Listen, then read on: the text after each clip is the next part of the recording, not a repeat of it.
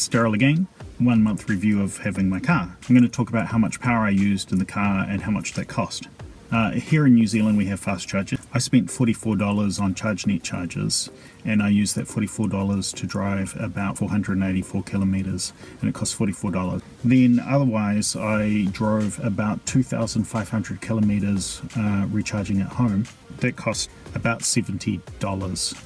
To compare, I have a very economic hybrid car, which I'm probably going to sell now, and my hybrid car costs $65 to fill up, and I can go about 750 kilometers, $90 per 1,000 kilometers.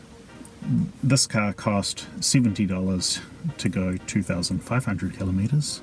That's pretty amazing. $30 per 1,000 kilometers, $3 per 100 kilometers. So US $2 per 100 kilometers. That's 60 miles, I guess. Yeah, it's been very cheap to run. There's probably some little anomalies in my calculations, like I definitely did recharge at my mum's house one time, and also there were a couple of free charges that I used here and there, probably got 10 or 20 kilowatts or maybe more.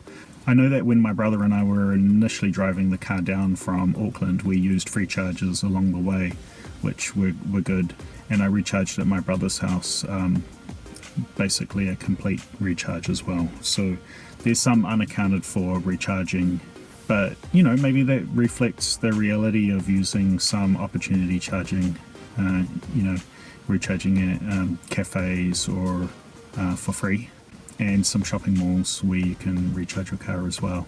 So, you know, as more places have those opportunity charging places, you might better just, you know, recharge from time to time for free, and that's all money you save.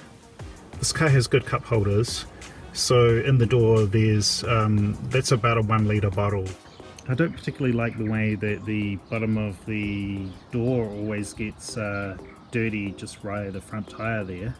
Now the car doesn't come with a spare tyre, which is weird, so I found this spare one at an auto wrecker.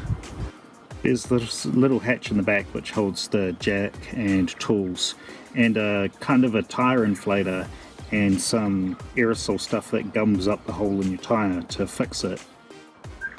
My car has the LED headlights.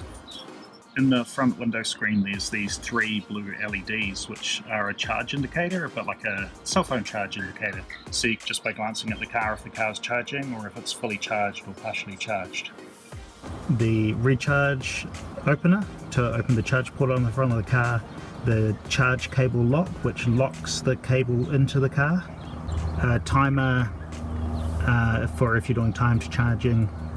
There's an alert device which alerts pedestrians so that they can hear the car coming, and there's steering wheel heater and traction control off. So here's the gear selector, and forward of the gear selector there's this little flat tray, and the flat tray is great for holding a cell phone. And on the left and right there's the seat heaters for the front seats, and the next connectors back there's a USB on the left and an auxiliary 3.5mm on the right, and both of those connect into the stereo.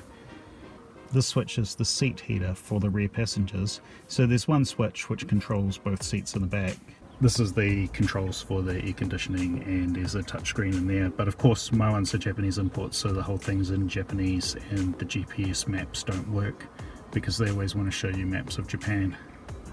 Another thing with fun numbers, got 9999 kilometers on my car.